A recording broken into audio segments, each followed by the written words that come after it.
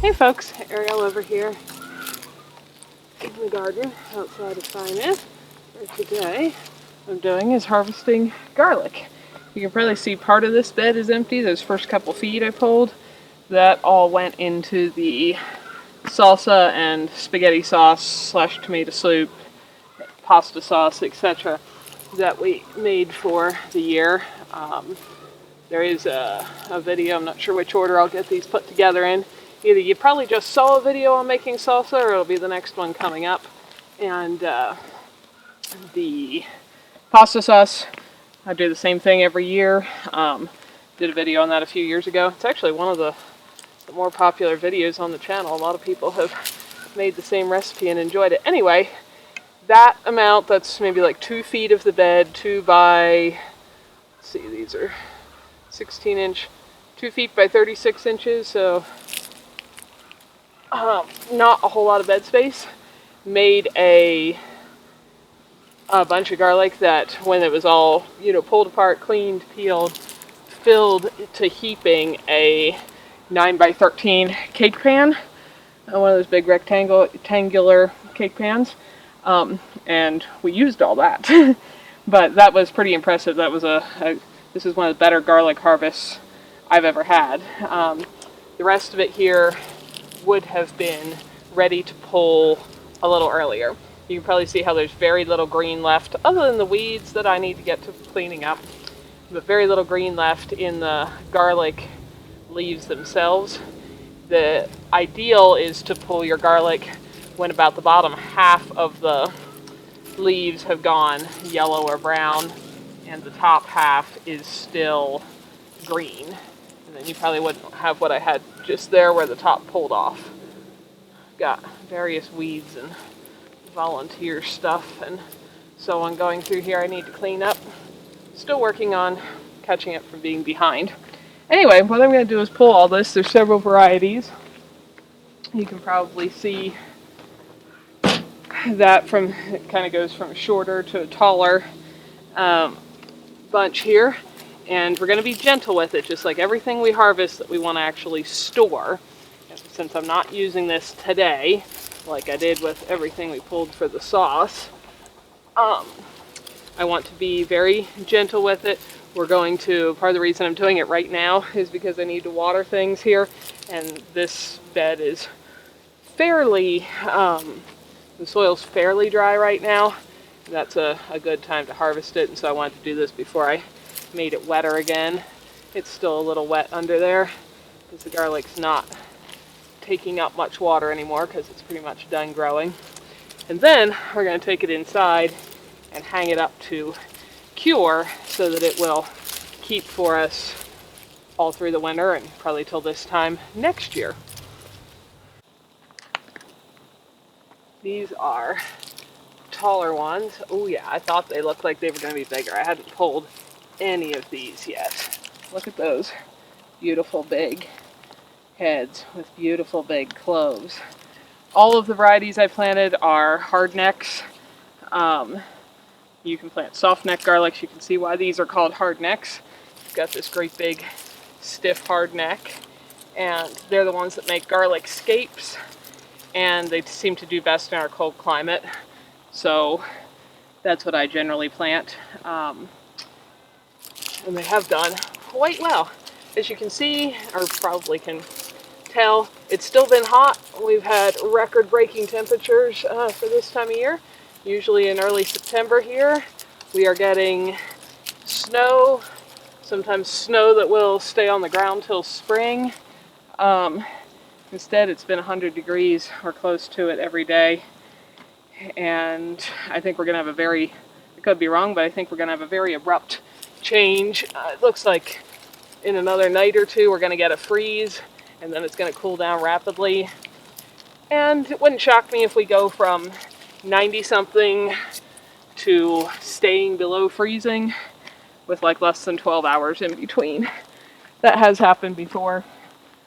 Maybe it won't this year, but it feels to me like it will. And you can probably see as you look toward the mountains, it's pretty smoky.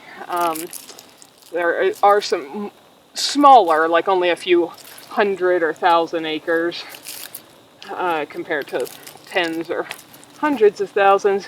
See, if you pull your garlic in time before the stalk's completely dead, that doesn't happen. I'm going to leave that stalk laying here to mark where I've got a bulb buried.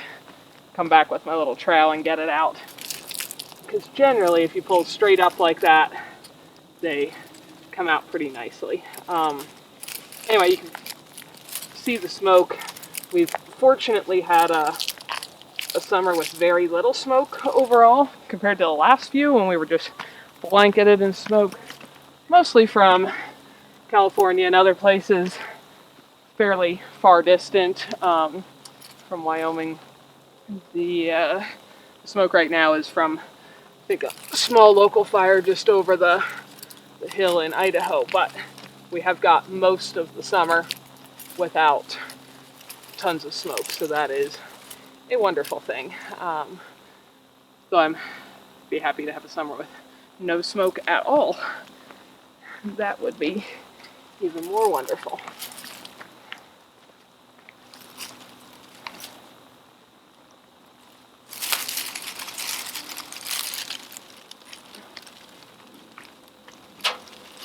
Some of this garlic, hopefully, I will get the cloves cured out, and before the ground freezes rock solid and doesn't thaw again, I will replant it. And I've got to do some weeding in this bed, smooth it out, probably add a new layer of compost and so on.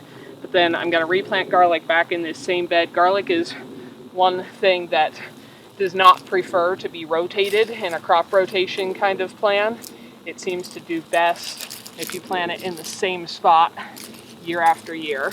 And so I'm going to plan on replanting this entire bed full of garlic cloves from what I'm harvesting now. But we are going to do a little curing first so the shell is kind of dried out, because I don't want them to do, I don't think they'll have time, but I don't want them to do a ton of growing this year anymore. I want them to be a little bit growing and mostly dormant till next spring when they wake up, before the snow's even off the ground. Hi, kitties. You coming to help with garlic? Yeah? Oh, you gonna dig a hole in there and pee in the garden? Oh no, you just want your belly petted? Oh, that's rare. Zipper doesn't usually like his belly petted. He likes his ears rubbed. And otherwise, he mostly likes to be left alone. Yeah, if you're gonna scratch me, then I'm not petting your belly.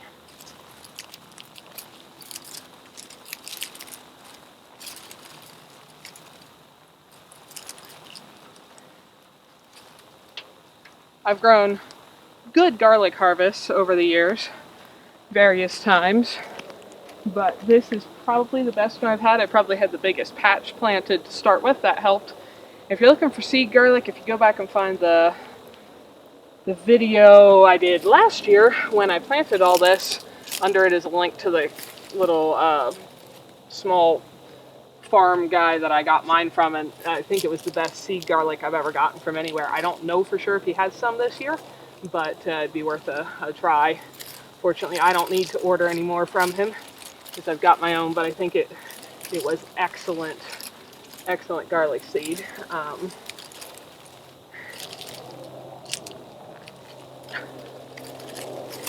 But this is also the first year I've felt like I had enough of a harvest to use all the garlic I wanted in my tomato sauces, salsa, stuff like that, because I use a lot. Pounds and pounds of garlic. We like it strong on the garlic flavor, and have enough left to do the other recipes you guys have seen over the years, like fire cider, another batch of that, which I make every year. The honey fermented garlic, etc. Still have enough to cure and eat for just our regular cooking needs all through the winter, I think till this time next year, and have enough left to replant. So that's exciting. That's what I wanted. That's the goal. And this seems to have been a really, really productive crop, and a, just excellent amount. So if we can duplicate this every year, that would be perfect. That's the goal.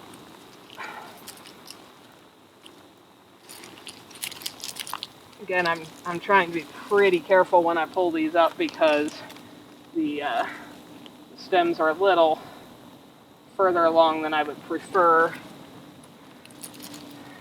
Here's a beautiful volunteer strawberry spinach. It's going to have to go away because I'm cleaning up the bed to plant garlic. But if you didn't watch the video on strawberry spinaches, these on this end are perfectly ripe and delicious. Some of these aren't quite ripe yet. It's probably just going to end up back in the compost so that I have room in the bed to replant garlic. But we're not doing that part today.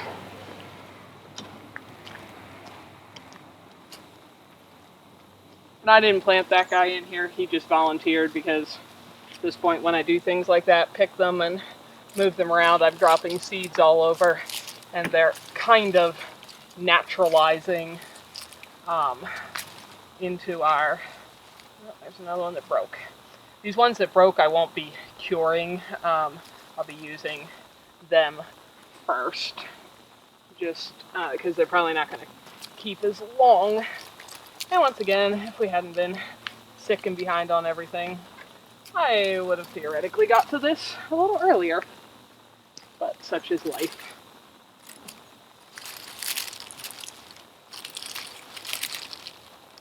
We're going to be gentle. You'll see more of this once I take it down to the lean-to where I'm going to hang it, but trying not to bang the heads specifically. You can see what they look like. Dirt's still clinging to it. I'm not going to wash them or anything. We'll talk more about that. But this is what they look like coming out of the garden.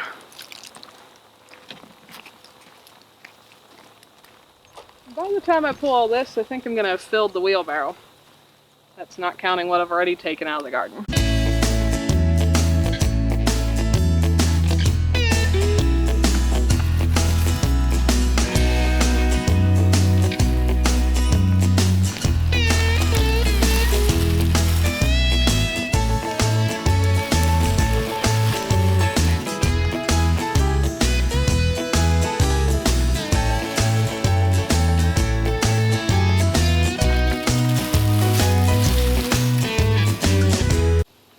You can probably tell I try pretty hard to not ever step and compact my soil, but if you are pulling directly straight up, gently but firmly with two hands, it's easier to get them to come out, especially when you're behind on life and have waited too long and they've started to die back too much.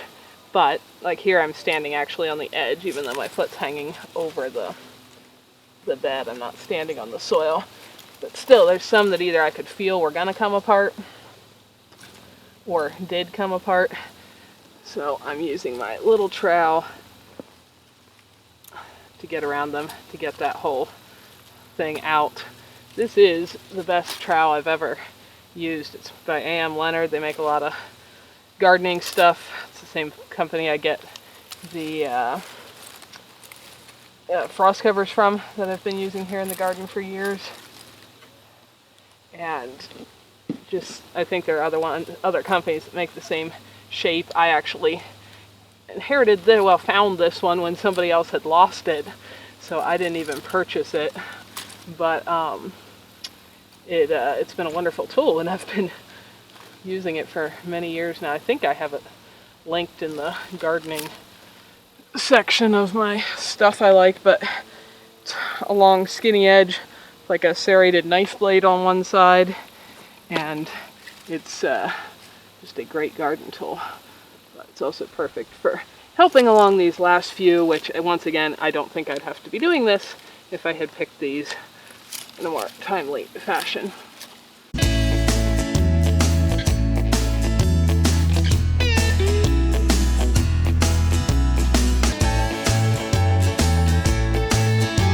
Okay, so now I'm in under the lean-to, as you can probably tell. This is actually a day later because I had a bunch of spaghetti sauce to finish canning and putting away, so I just parked this in here in the shade full of garlic, and now I'm getting around to doing this. You certainly don't have to wait a day. That's just what I was doing. Once again, I am trying to be pretty gentle with these. I'm kind of crumbling off any of the stuff that's totally dry, so dry that it just falls off when I do that. because mine are a little too dried out. Some more of these leaves should be green. And then I'm just kind of gently brushing off any excess chunks of dirt, especially in the roots. If I just kind of gently rub it on my palm like that, it knocks most of the dirt out of the roots. And that is helping, just going to get all this stuff dried out. Because what we are shooting for now is it's going to hang in here where it's out of direct sunshine, isn't going to freeze, and it's going to be fairly warm and dry so it can dry up. Because what we're looking at right now, you're looking at that, see how there's, you know, the roots are still quite juicy, and this is partly why I'm doing it. Still got an earthworm stuck in the roots. That little guy needs to go back in the dirt. But see how juicy the roots are? And there's not much juicy left up here in the stems, but a little bit. And we want the plant to draw all of that moisture and energy that are in the roots and in the stems down in and pack it into its cloves, because that's how it would reproduce, so that the cloves have all the nutrients and nourishment that they can have stored up nice and snug to wait to grow into a new garlic plant the next year. If we just cut all these tops off right now, it would lose all of that energy and such that's stored in them. Plus, if I cut the roots off really short right now, I would risk opening up a hole kind of up into the cloves that, you know, things could get in that would start to decompose the cloves. So it's better, from what I read, to leave the roots on whole and let them dry up. And then once they're fully dried out, if you want to snip them shorter to make it look tidier, you can do that, or not, as you like. But mainly what I'm doing here is getting them in a place where they can get good air circulation all around them, and just strung that string across there so that it would be up out of our way of hitting our heads on as we worked on things here. I'm just kind of making any size bunch you like is fine, just something that seems to me that the air will move around pretty well and they're not too packed tight up against each other. And where you see me clipping off the very tippy tops, some of these tippy tops are already completely dried up and brittle. That's where I had cut off the garlic scapes earlier in the year, and it's just easier to hang them when they're tidied up just a little bit. That you wouldn't have to do. I'm trying to only take off the part that's already, you know, fully dead. And you could braid your garlic. That looks really pretty. That is much, rather than like putting a rubber band on it, that is much easier to do if you have soft neck garlic varieties. These hard necks have such a hard neck in the middle. I have tried on other years to braid them, and it just doesn't really work very well in my experience. The neck's just too stiff to braid nicely. But that's certainly an option that you could try, or definitely do if you're growing soft neck garlic. So once I've got a bunch here, just kind of gathering that up. And once again, I am trying this whole time to be gentle and not, you know, smack the cloves into the side of the wheelbarrow metal or anything like that. And then I've got my collection of random rubber bands that I save from various things through the year to use for stuff like this, because if I just tied a string around this, as the moisture evaporates out of here, they would shrink up and you'd tend to have problems with stuff falling out because it would get looser. So if you can use a rubber band, it'll keep tightening as the stems shrink. So if you take it and hook it over one stem or several stems like that, this is really easy. I've dried truckloads of flowers and herbs and stuff this way. Then you can just wrap your rubber band the entire way around and then hook it back over the same one or several or different stem, and that is going to stay together pretty well while it hangs and dries. And again, the rubber band will continue to pinch in on the stems as they shrink, so you don't tend to get stuff that falls out. It could still happen, but it doesn't most of the time.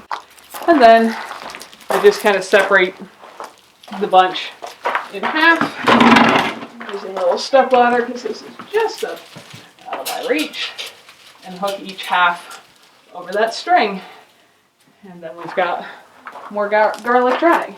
So I'm going to proceed to do that with the rest of these. And then the handful of cloves that, you know, came apart or the stems broke off or whatever as I was pulling them, I'm just going to clean them and put them in a bowl in the house to use first, because when they've got some damage like that, they're likely to not store as long. I certainly don't have to use them today or anything, but I do want to be sure those get used generally first, rather than have them be the ones that I try to keep, you know, through next spring. Then, once some of these are cured, I'm going to let them hang here for at least 2 weeks. It'll depend a little on the weather, how warm it is, how dry it is. If it actually starts getting good and properly cold like it should be, I don't want them to freeze and thaw. That would be bad. But even if we get some frost, which they're calling for tonight, which will be the first one in 9 weeks, that's crazy. That's only happened one other time in the years I've lived in Wyoming, where you had 9 weeks with no freezes in them at all. But if we get one tonight, it's not going to freeze in here. I'm quite sure we've got the mass of the dry, warm gravel, the mass of the firewood pile, the metal walls, all of that stuff. So it's going to stay above freezing here, but you wouldn't want to put them somewhere that's going to get below freezing. So we'll just see. Probably about 2 weeks they'll hang out here, and at that point the roots should be all shriveled up and any moisture pulled back down out of the stalks and all that good stuff. And then we could clip off the roots and clip off the extra stalks, you know, nice and short, make it look like a chunk of garlic you'd buy in the grocery store, and put them inside for the rest of the year. Something you may not be aware of when you're buying garlic at a grocery store, if it still has roots on, like squiggly, shriveled up looking roots, it most likely came from somewhere, I think in this country, maybe in Mexico, not sure on that, but the majority of garlic that's sold in grocery stores in the States is grown in China, and because of rules about transporting soil across country lines to try to stop the spread of various insect diseases and so on, any garlic that comes in from China has the roots cut off clean right up against the garlic. So usually like the base of the head. There's another little earthworm hiding. So if that matters to you where your food is coming from, I always prefer to get food more like local to me if possible. Like best is out of my own garden. But if there's no root at all left on the clove you're buying, most likely it was grown in China. Come on out, little earthworm. If you stay in there, you're gonna dry up and die. I want to put you back here with the dirt that's gonna go back in the compost. Oh, we have 3 little earthworms. We need you all to come out of those roots. Yeah, because otherwise you're just gonna die hanging up here in the hot, dry air. There we go. And this, wheelbarrow full of dirt and dead leaves and stuff will be going back in the compost, where those little earthworms can find themselves a comfy place to go on with their lives. So that is what I am doing here. Now I did have a couple varieties of garlic. This one is kind of starting to pull away from the stem. Ideally you would be picking them before they are this mature, but look at the size of those cloves, like in proportion to my hand. Look how big those are. It's not quite elephant garlic size, but I'm very, very happy with this size, because of course bigger cloves are easier to peel, and as you probably know, I use a lot of garlic. So the one variety, they're almost all this size, and that's lovely. The other ones are pretty good size too, but this is really big.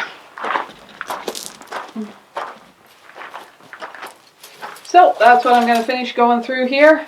Hang them all up there, and that will be our garlic harvested out of the garden and drying for the year. Oh, and if I forgot what I was saying earlier, once some of these are dried out, I'll pick out some of the nicest cloves, and we're going to replant that whole garlic bed with more cloves to grow hopefully a similar crop for us next year.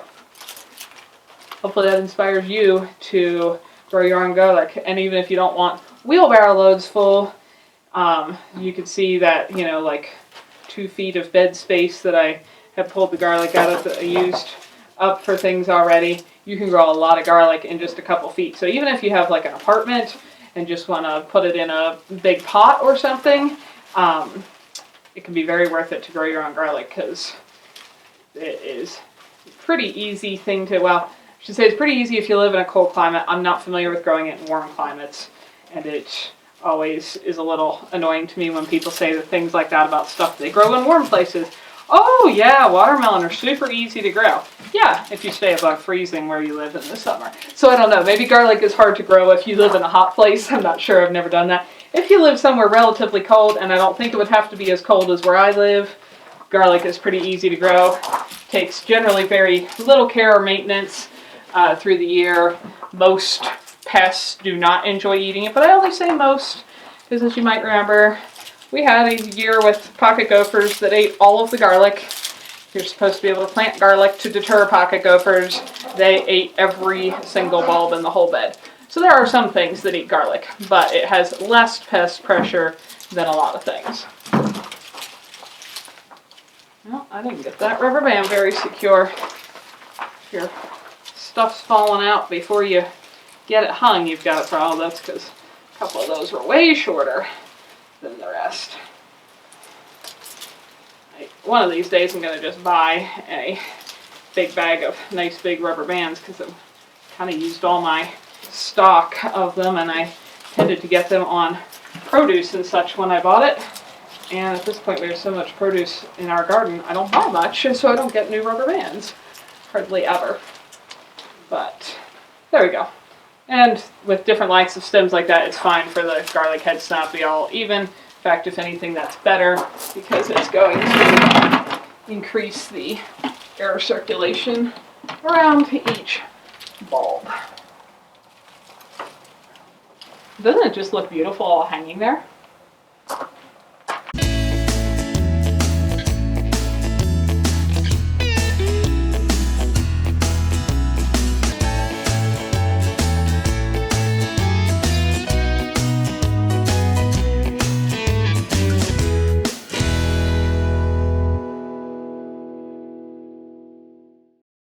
We hope you enjoyed it. Come back next time for more adventures. Thanks for watching.